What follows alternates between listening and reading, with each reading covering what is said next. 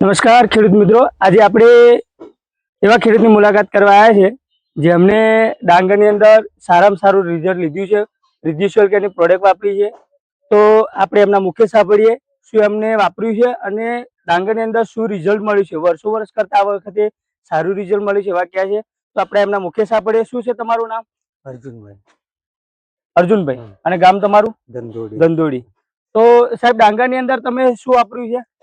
પેલા પાયામાં એગ્રીસેલ વાપર્યું. એગ્રોસેલ વાપર્યું. પછી એગ્રોસેલ ને પછી એગ્રોસેલ પછી ભૂમિકેર વાપર્યું. રેતીમ બેરી પછી 10 દિવસ પછી ભૂમિકેર.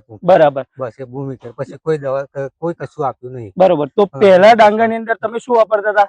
પેલા યુરિયા વાપરતા હતા. સલ્ફેટ વાપરતા. અને આ વર્ષે યુરિયા કે સલ્ફેટ વાપર્યું છે? બિલકુલ નહીં, નથી વાપર્યું. તો પહેલા યુરિયા સલ્ફેટ વાપરતા હતા અને આ વખતે એગ્રોસેલ અને ભૂમિકેર વાપર્યું છે.